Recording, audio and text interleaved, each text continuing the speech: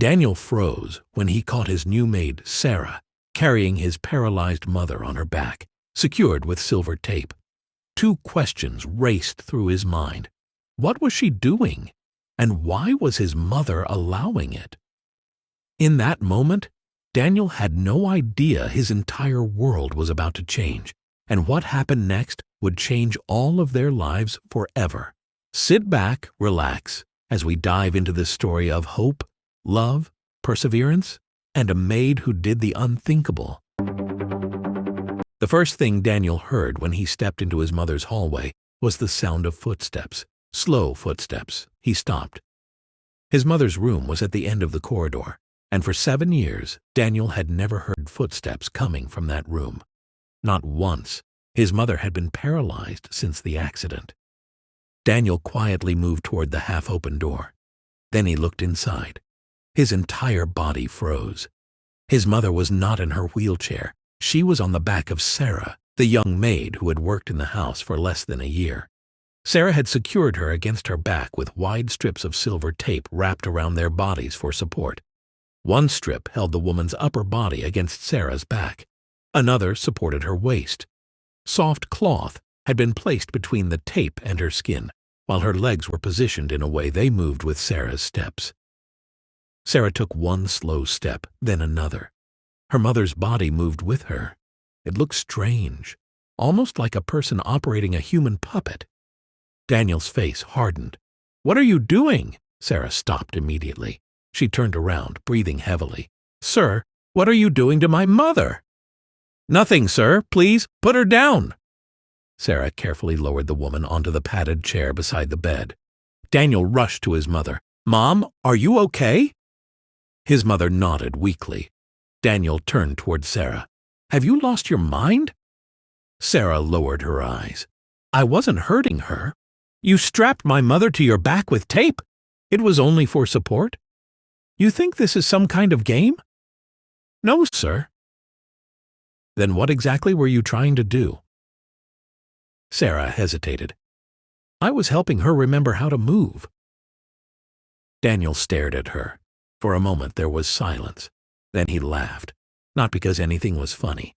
It was the short, bitter laugh of a man who had heard something he could not believe. "Remember how to move?" Sarah nodded. "My mother has been paralyzed for 7 years. 7 years, Sarah. I have taken her to specialists. I have flown doctors here.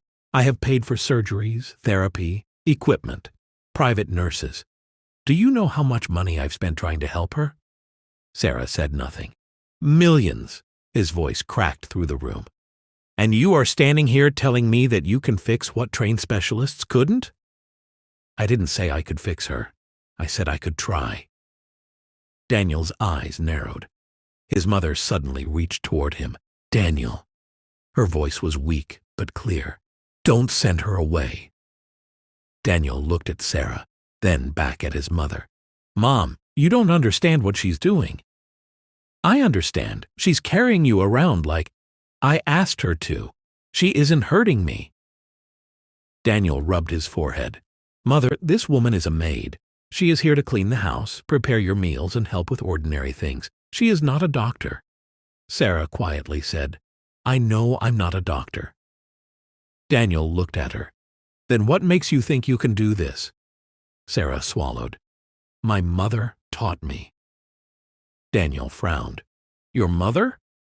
"She worked with people who had lost movement. She wasn't a doctor either, but she spent most of her life helping them." "With tape?" "With movement. The tape is only support." Sarah glanced at Daniel's mother. "My mother taught me that sometimes the body becomes afraid of a movement it hasn't made for a long time. So you help it experience that movement again, slowly, safely, every day." Daniel shook his head. "That's ridiculous." His mother looked at him. "Let her try." Daniel stared at her. "You've been unable to stand for 7 years, and you trust her? A maid?" His mother's eyes moved toward Sarah. "Yes." Daniel looked between them. He wanted to dismiss the entire thing, but something stopped him. Perhaps it was the way his mother was looking at Sarah. There was hope in those tired eyes. hope Daniel hadn't seen in years. He finally exhaled. "Fine," Daniel pointed toward her. 3 months, Sarah blinked. 3 months? That's your deadline? Daniel stepped closer. "If after 3 months I don't see real improvement, you're fired." Sarah looked at his mother, then back at him. "And if there is improvement?" Daniel's expression changed. He had not expected the question. "What?" "If she improves." Daniel folded his arms. "Then what do you want?" Sarah hesitated. "Nothing." Daniel almost smiled. "Nothing?" "I just want the chance to help her." Daniel studied her face. Then he reluctantly said, $1 million. Sarah's eyes widened. Daniel continued, "If she shows significant improvement within 3 months, I'll give you $1 million. But if you fail, you're fired. And I'll make sure every major household in this city knows you couldn't do the job." Sarah's face became serious. She looked at the woman in the chair. Then she nodded. "I accept." Daniel walked out. He thought the matter was settled. He was certain that 3 months would pass quickly. He imagined Sarah eventually giving up, packing her things and leaving through the same gate she had entered months earlier. He had no idea that the first week would change everything. The next morning, Sarah began before sunrise. She helped Daniel's mother sit upright. She moved each arm slowly, then each leg. There were no dramatic results. Nothing happened. The woman's foot remained still. Her fingers remained curled. Her legs felt heavy and unresponsive. But Sarah didn't stop. "Again?" she whispered. She gently guided the woman's foot forward. "Don't fight your body." The woman closed her eyes. Sarah waited. Again. Across the hallway, Daniel stood unseen behind the doorway. He watched for several minutes. Then he walked away. He still didn't believe her. But on the 7th morning, something happened. Sarah was holding the woman's ankle when she felt a faint resistance. She froze. "Ma'am?" The woman's eyes opened. Sarah loosened her grip. "Try again." The woman stared at her foot. Her face tightened. Nothing happened. Sarah smiled softly. "Don't worry. We know it's there now." Neither woman noticed Daniel standing in the doorway. He had heard every word, and for the first time in 7 years, he looked at his mother's foot differently. Daniel stood in the doorway, staring at his mother's foot. He waited. Nothing happened. His mother's breathing became uneven as she tried again. Sarah placed one hand beneath her heel and the other beneath her ankle. "Don't force it," she whispered. "Just think about moving it." The woman's lips trembled. "I can't." "Don't say that. You don't have to move it far. Just try." Daniel watched in silence. His mother concentrated so hard that a small vein appeared near her temple. Then her toes moved, barely. Daniel blinked. He stepped closer. Did she just move? Sarah turned. She hadn't realized he was there. "Yes." Daniel looked at his mother. "Mom, do it again." The woman looked frightened. "What if I can't?" Daniel crouched beside her. "You don't have to be afraid," Sarah smiled. "He's right. There's no failure here." The woman tried again. Her foot shifted. This time Daniel saw it clearly. His mouth opened slightly. For 7 years, he had watched that leg lie motionless beneath blankets. He had spent fortunes searching for answers, and now a maid was sitting beside his mother, celebrating a movement so small that another person might have missed it. Daniel slowly stood. "Whatever you're doing," he looked at Sarah, "don't stop." Sarah nodded. "I won't." That was the first time Daniel had ever spoken to her without anger in his voice, but he still didn't understand what was happening. Over the next few weeks, Sarah continued the routine. Every morning began the same way: stretching, breathing, gentle movement, supported standing exercises, rest. Then they started again. There were days when his mother improved. There were other days when she seemed to go backward. On one particular morning, her leg refused to respond at all. The woman became frustrated. "I thought I was getting better." Sarah knelt beside her. You are. You moved yesterday. Yesterday isn't today. Sarah smiled. Then today we'll start again. The woman looked at her. What if it takes years? Sarah's expression softened. My mother used to say something. Progress doesn't always announce itself. Sometimes it hides in things nobody notices. She tapped gently against the woman's knee. One day, you notice your toes. She moved to the ankle. Another day, your foot. Then her calf. Then your leg. Sarah looked into her eyes. And one morning, you realize the thing you thought was impossible has become ordinary. The woman smiled faintly. Daniel overheard the conversation from the hallway. He didn't say anything. But later that afternoon, something unexpected happened. He entered his mother's room carrying a tray of fruit. Sarah was helping her exercise her hands. Daniel placed the tray down. What are you doing? Sarah looked up. Helping her strengthen her grip. Daniel picked up a small orange. He placed it in his mother's palm. Try holding this. She tried. Her fingers closed slightly. Daniel's face brightened. She did it. Sarah smiled. Yes. Daniel looked at her. Can I help? Sarah paused. It was the first time he had asked. Of course. She showed him how to support his mother's wrist.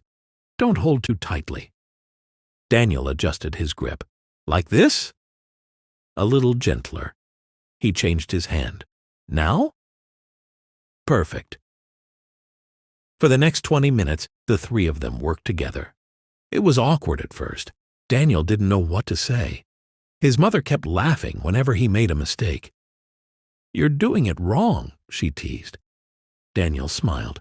I'm sorry, Mom. She touched his hand. For what?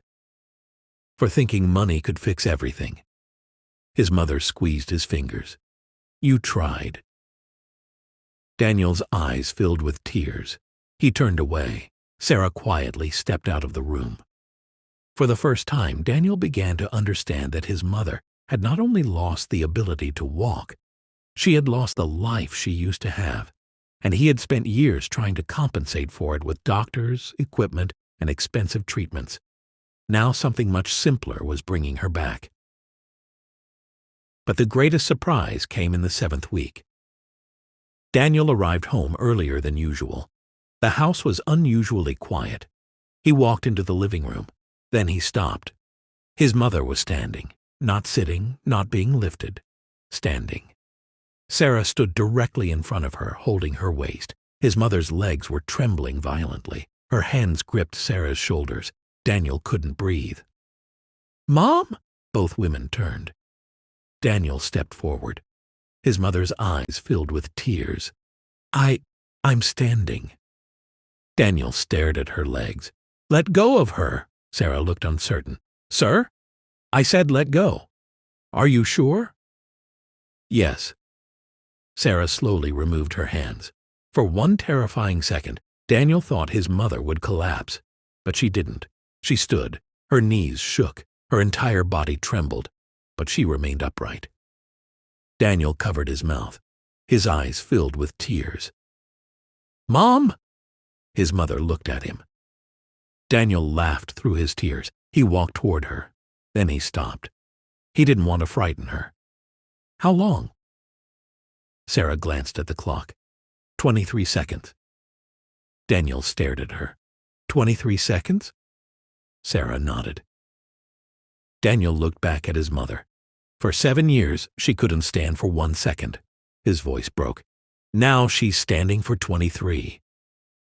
His mother smiled. 24. Daniel laughed. Sarah laughed too. And for the first time since the accident, the living room was filled with something that had almost disappeared from the house. Joy. But the 3-month deadline was still running, and Daniel had no idea that the next stage would be harder than everything that had come before, because standing was only the beginning. Now they had to teach his mother's body how to take its first step. The first step was harder than standing. For 3 days, Daniel's mother refused to try. Every time Sarah mentioned it, the woman's expression tightened. No, Sarah pulled the support walker closer. Just one. No? You don't have to walk across the room. I said no, she replied. Daniel watched from the sofa. He understood why she was afraid. Standing had already taken everything she had. The thought of lifting one foot and trusting the other to hold her weight felt impossible. Sarah didn't pressure her. She simply sat beside her. My mother used to say fear is sometimes the body's way of protecting itself. Daniel looked up. Sarah continued. But if you let fear make every decision, and it becomes your prison. His mother stared at the floor. What if I fall? Then we'll catch you. What if you can't? Daniel stood. I'll catch you. His mother looked at him. You? Daniel nodded. A faint smile appeared on her face. You're getting brave. Daniel smiled. I'm learning. Sarah positioned the walker. Okay, one step. His mother gripped it. Her arms shook. She pushed herself upright. Daniel stood on one side. Sarah stood on the other. For several seconds, she remained still. Then Sarah said quietly, Lift your right foot. The woman tried. Her foot barely left the floor. She gasped. Again. She tried once more. This time her foot moved forward, only a few inches, but it was a step. Daniel's eyes widened. His mother immediately sat down. She was exhausted, but she was smiling. I did it. Daniel crouched beside her. Yes, you did. She looked at Sarah. Again tomorrow. Sarah smiled. Tomorrow. The next few weeks became a routine. Daniel began arriving home earlier. He learned how to adjust the support walker. He learned how to position his mother's feet. He learned when to encourage her and when to leave her alone. And something else began changing. The house changed. For years, his mother's room had felt like a hospital. There had been medical equipment everywhere. Medication schedules, wheelchairs, silent nurses, curtains that remained closed. Now the curtains were open. Sunlight entered the room. His mother began sitting in the garden again. She started asking for music. She even complained about the food. Daniel laughed the first time. You haven't complained about food in years. His mother raised an eyebrow. I couldn't complain properly. Sarah laughed from the kitchen. Now you can. The three of them slowly became a strange little team. Daniel still ran his company. Sarah still cleaned the house. But every evening, they worked with his mother. One step, rest, another step, rest. Sometimes 3 steps, sometimes 5. Once, she managed 8. Daniel celebrated as if she had won an Olympic medal. Then, one afternoon, something unexpected happened. Daniel was in his study when he heard a loud crash. He ran into the hallway. His mother's walker was on the floor. Sarah was kneeling beside her. His mother was sitting against the wall. Daniel's heart stopped. Mom! I'm fine. Daniel helped her sit upright. You fell. His voice shook. His mother nodded. Sarah examined her carefully. No injury. Daniel turned toward her. Then why didn't you stop her? Sarah looked at him. Because she wanted to try alone. Daniel became angry. She could have broken something. His mother suddenly raised her voice. Daniel! He stopped. I wanted to walk. Daniel stared at her. You could have died. I've spent 7 years afraid of dying. Her voice trembled. I don't want to spend the rest of my life afraid of living. The words silenced him. Daniel looked away. Then he helped her back into the chair. I'm sorry. His mother touched his arm. I know. That night, Daniel found Sarah in the kitchen. I overreacted. Sarah continued washing a cup. You were scared. I was. He leaned against the counter. How did you learn all this? Sarah turned off the tap. My mother. You said she helped people with movement. She did. Where is she now? Sarah's expression changed. She died 3 years ago. Daniel lowered his voice.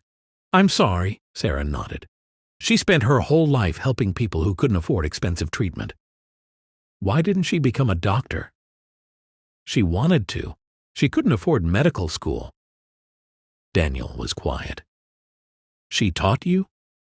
Everything she knew. Sarah looked toward the living room.